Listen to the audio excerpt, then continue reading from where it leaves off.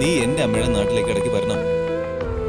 ഒരുപക്ഷെ അവിടെയുള്ളവര് നിന്നെ ഇതുപോലെ സ്വീകരിക്കുകയും ബഹുമാനിക്കുകയൊക്കെ ചെയ്യുമായിരിക്കും. പല്ലവി, ഞാൻ പറയുന്നൊന്ന് കേൾക്ക്. വെറുതെ എല്ലാവരോടും വെറുപ്പ് കാണിക്കാതെ ഹാപ്പി ആയിട്ട് കൂളായിട്ട് അവരോട് ഇടപഴകാൻ ശീലിക്കേ. നീ എന്തിനാ പാർവതിയുടെ അനിഷ്ടം കാണിക്കുന്നത്? പാർവതി നമ്മുടെ ജീവിതമൊന്നും നന്നായിരിക്കണമെന്ന് ചിന്തിക്കുന്ന ആളല്ലേ. അപ്പോ ആ പാർവതിയെ കുറിച്ച് നീ ഇങ്ങനെ മോശമായിട്ട് ചിന്തിക്കാൻ പാടുണ്ടോ? ദേ, മനസ്സിലെ നെഗറ്റീവ് ഒക്കെ മാറ്റി വെച്ചിട്ട് നീ പൂജ നടക്കുന്ന സ്ഥലത്തേക്ക് വന്നേ. വേഗം പറഞ്ഞു കേട്ടോ.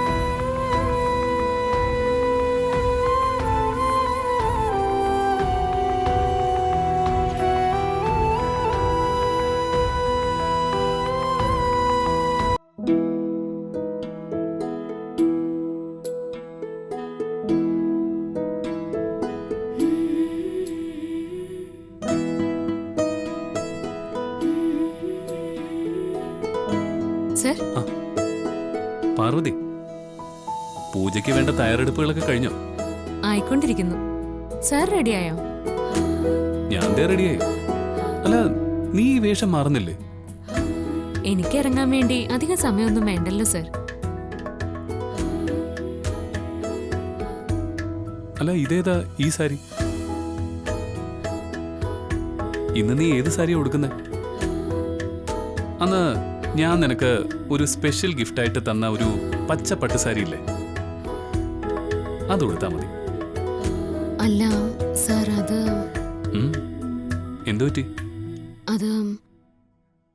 അത് സാർ എന്നോട് ക്ഷമിക്കണം. മനസ്സിലായില്ല.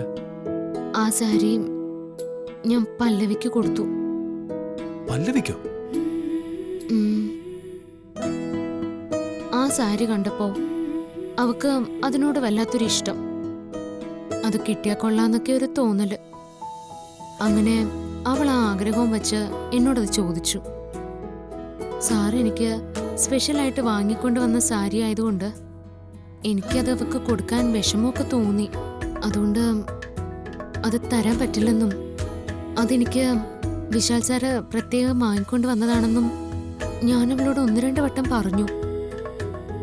അവൾ അത് കേട്ടില്ല. അവള് വാശി പിടിച്ച് അതെന്റെ കയ്യിൽ നിന്ന് വാങ്ങിച്ചു.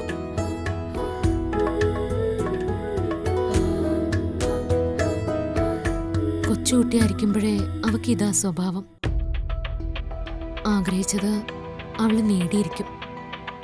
അതില് ആർക്ക് എന്ത് വിഷമം തോന്നിയാലും അവളത് കാര്യമാക്കില്ല. അങ്ങനെ നിർബന്ധ ബുദ്ധിയുള്ളവളാ പല്ലവി.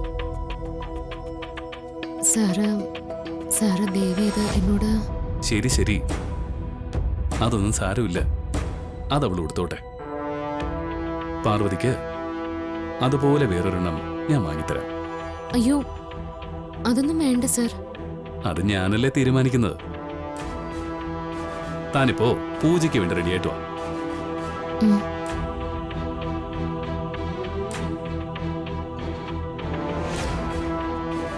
സാറിന് വിഷമമായി കാണൂ.